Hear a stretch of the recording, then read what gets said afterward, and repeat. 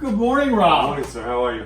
I'm fantastic. Thanks Happy for coming Friday. down. Dude, thank you so much for having me. I am Rob from nationalsmarthome.org. I am with the owner of Bravo AV, Tom Kernan. Morning, all.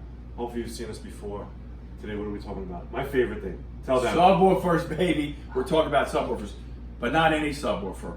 We're talking about jail subwoofers. We consider them, most people in the industry consider them the best subwoofer that money can buy.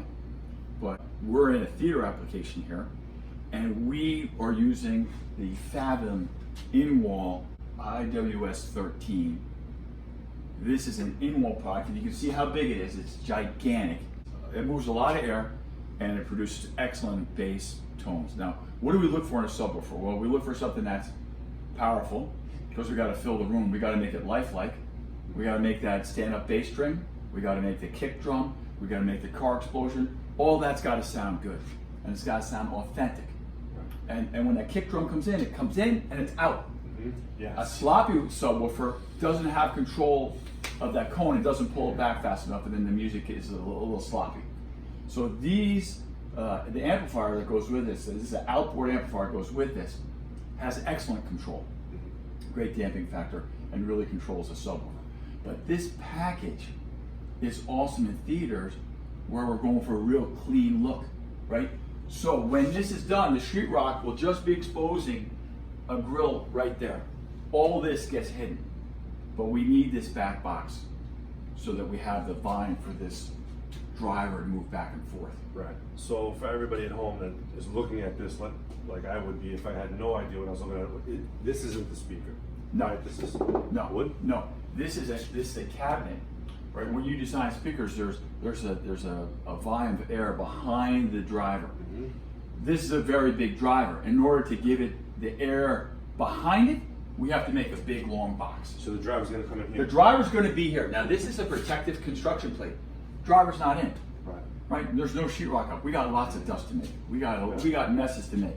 So that is a placeholder, and the sheetrock comes right up to it. And then we take this off, and then our grill fits right in that space. How big is that driver? This is a 13-incher. You said IWS-13, right? In-wall sub is their system. In-wall system. It's a 13 because they have an 8-inch one, which is fantastic. So the JL 8-inch model in-wall, great for media rooms. But in theaters where we're going for higher sound pressure levels, louder presentations in general, we're going to have the 13-inch. So I'm smiling because JL Audio is one of those legacy companies that I grew up with in the car audio industry. And You're it was like a probably good number guitar. one. Like Yeah. either you had it or you don't. Yeah. And then to see those guys migrate or they've been in this business and saying, you know what? And what better subwoofer, like you said, to have than JL Audio in a home theater. So I want to come back and I want to hear this thing because I remember my 158 and stuff like that. I'll share some. Maybe I'll throw a picture up. We had a Blazer with 13 JLW 13s in the back. There was no back seat. I'll send you the pictures. Really wild stuff. Oh my gosh. Sound pressure level. Oh yeah. So let's talk about this, right? Because this is first off, JL is an engineering-driven company, right? They got a group of guys in the DSP. They got a bunch of mechanical engineers. They got some industrial engineers working together to put this system together. You'll notice that this is on a hanger, right? Oh, vibration. Yes, yes. This is our hanger.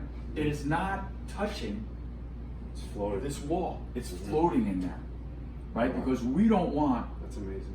the sub to excite the wall. If the subwoofer excites the wall, quality, clarity will go down because now you're making the sheetrock vibrate, and that's going to create its own sound. So we don't want that, and that's what this felt is, right? Mm-hmm. So when the sheetrock gets applied, it's sitting on this soft material, and it does not make a hard connection to the subwoofer box. But this is our go-to theater solution. Mm-hmm. Now, it's a theater, so we don't have just one of these. We got two of these, right? There's two. So there's another one right over there. Now, the reason that we have multiple subwoofers is we want even bass distribution within this whole room. So I didn't dream up this position, right? I work with Jerry LeMay at Quest Acoustics. He does, I say, look, here's the gear I'm using, here's where I think I'm putting it, and then he'll go and model it, and he'll go, you know, I want to put the subwoofer someplace else that will work better in the room. And then I follow his lead, and you will make those adjustments. This is what, you know, Quest Acoustics said. Hey, based on this room and where the seats are, you know, these two in the front will be fine. And a lot of times, I don't want to talk about the construction and the design. I don't think homeowners getting turned on. I always say it's like showing me the chassis of a car instead of letting me do a burnout in the Corvette before I buy it, right?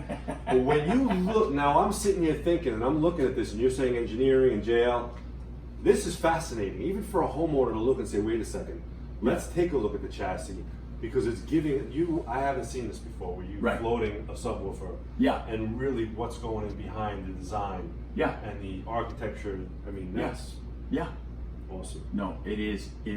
So this is what we use. I mean, you've heard these because this is what we have at Bravo in the theater. Yeah. So you have heard them. Yeah, and it's fantastic because the key is clean, articulate, powerful bass, and that's what these deliver. Absolutely. And we've sat in the showroom before and we were listening to speakers, and you brought up a good point that I love to talk about is the stop. Everything that goes in the stop in speakers to get that dynamic, real, just crushing stop. Like the speaker has to stop and then go back to what it was doing. Yeah. Right. Yeah, absolutely. All right. I think that explains this subwoofer.